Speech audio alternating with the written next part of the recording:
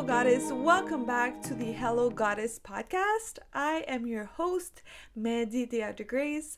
I am a Reiki practitioner, a wellness lover, and a spiritual seeker. I'm so excited to be back with you guys and creating this solo cast episode. So I've been thinking about this episode for a few days now, and the topic that I want to talk about today is the higher self. How does one connect to its higher self? You might have heard the term before if you are interested in spirituality, and if not, just sit back, relax, and enjoy this episode because I will be explaining the higher self from my own understanding. So before I dive deep and explain what the higher self truly is, I want to go back in time and I want to share a little bit about my story and how I discovered spirituality. So believe it or not, I've not always been this spiritual, except for when I was a child. I remember hanging out with my friends and pretending that we were witches and making potions and meditating and talking about past lives. And that was all fun and games until I became a teenager and a young adult in this world, the society that we live in right now. The paradigm is basically that there is no afterlife, there is no higher power, there is no reason why we're here. This is just a complete fluke, like evolutionary mistake.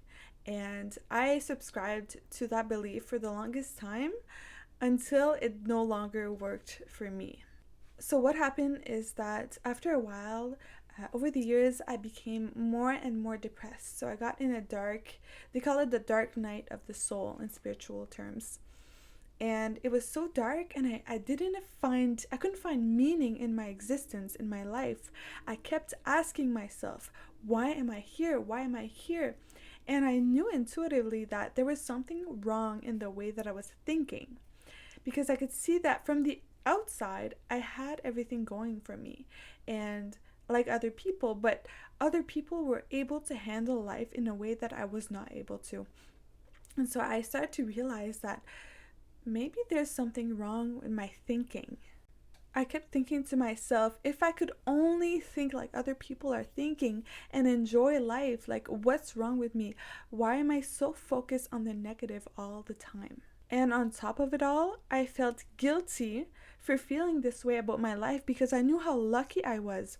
I knew how blessed I was. I just wasn't able to fully appreciate it, and it felt out of my control. It felt like something that I had no power over. And just a side note here for you guys, if you are feeling depressed, if you have a friend that is depressed, remember that depression and mental illness does not discriminate. So it doesn't matter how happy you may look on the outside and how blessed you are on the outside. If you're not well with yourself, you will not find peace. So at this point in my life, I started to understand that it wasn't about anything outside of myself. Something was off inside of me. So evidently, I had to fix it from the inside. There's nothing I could do on the outside of myself, not buy myself some new clothes, not have a new boyfriend, not have the coolest friends, not have the coolest job, the coolest hobbies. It doesn't matter what I had from the outside, it was not enough to fulfill me. So I had to look within. It really hit me at once. I was like, okay, I can no longer live like this. I need to look within and find out what's going on. So I first started exploring meditation as with a secular kind of approach. I did not believe in anything higher than myself. I just wanted to connect with myself on a deeper level. So I started meditating and I got hooked, because what happened is that I started to notice a split. I started to notice a distance between myself and my thoughts. And in between that, in between the thoughts and in between myself and the thoughts, I could feel peace. And that peace that I felt in meditation was unlike any other feeling that I've ever had in my life. No matter what I had on the external, on the outside, that peace was unmatched. So basically what I was experiencing is mindfulness. I was becoming more mindful of my thoughts. I was becoming more aware of my thoughts. And what really hit me is that, okay, if I'm listening to my thoughts, if I'm seeing my thoughts, doesn't that mean that I'm not my thoughts? I am the person that is aware of the thoughts. So that click, that moment, I realized that I am not my thoughts. I am the observer of my thoughts. I'm the awareness. I'm the life behind the thoughts. And that means if I can observe my thoughts, I can also change them because I'm not identified to them. Because of this really intense experience that I was having spiritually, I wanted to better understand what was happening. So I randomly picked up a book. I can't remember how I even found it, but it's called A New Earth by Eckhart Tolle. So by reading this book, I got familiarized with some of the terms in spirituality. And for example, I learned about the term ego. And I know that ego is also used in psychology and it means something quite different. But in spirituality, the ego is our whole personality. And there's nothing wrong with the personality, but we must not identify with the personality because the personality is not who we are. It's simply something that we have developed to function in our environment. All the traits that we develop to be able to function and fit in. Eckhart Tolle also calls it the pain body because the ego is always, always, always addicted to pain. It's always looking for something to be afraid of because it's trying to protect you.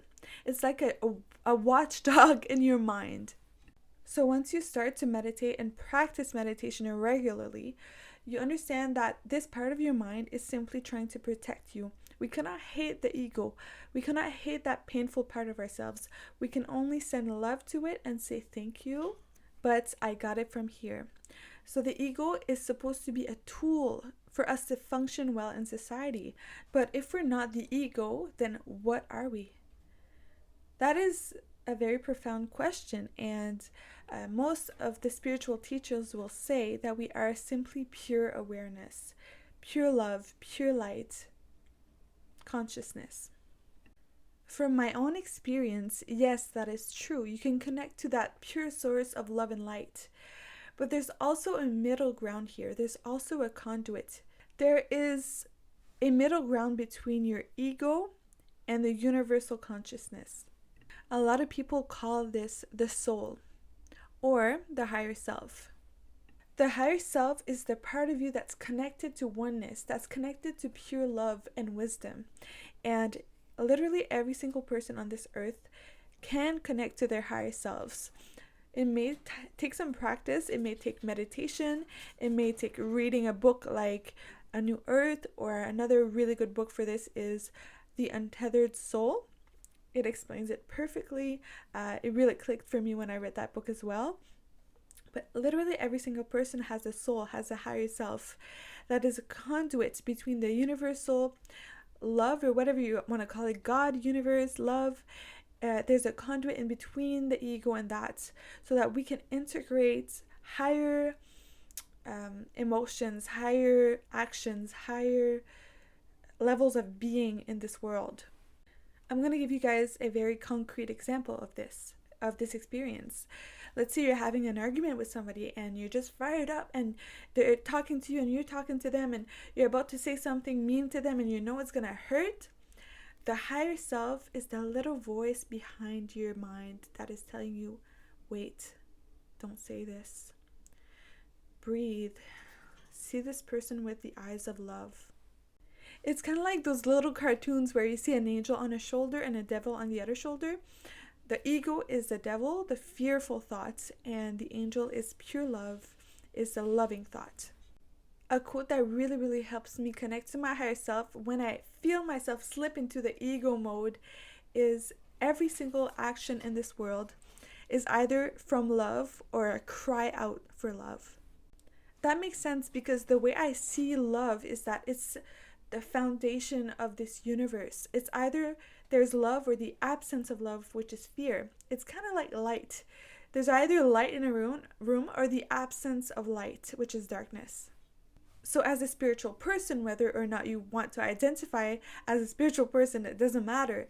If you want to connect to your soul, to your higher self, to your true self, you have to really, really become aware of the moments that the ego steps in. And again, the ego is lower emotions, fear, anger, envy, guilt, shame. If we're not able to integrate these emotions and understand the meaning behind them, because emotions are information, what happens is that you will be led by fear instead of love. And that's why a practice of connecting to your higher self through meditation, prayer, journaling, walking in nature, whatever it is, to connect to your true self, to your heart, to your soul, as much as you can, is crucial in this lifetime. The goal ultimately is to lower the volume of your ego, to heal the triggers, to heal the trauma that caused all of this fearful energy in your mind, and to, oh sorry, that's my bird, and to raise the volume on your higher self, to raise the volume on your love, on your kindness, on your peace, on your compassion. The ego will never die. A lot of people say that the ego can die, but I personally don't believe that's true. I think that we learn to live with it in a way that is empowering. So we lead from the heart, and the ego just serves us as a part of our minds that can help us with information on making decisions that are safer for ourselves. So to answer the question of the title of this podcast episode, what is the higher self? The higher self is the conduit between the universe and your ego, the universe and your small self. It is the part of yourself that is connected to eternal love and wisdom. It is the little voice in the back of your mind that's telling you, be kinder, be softer, be open. It is the part of your intuition that will guide you in life in a way that is completely magical and miraculous.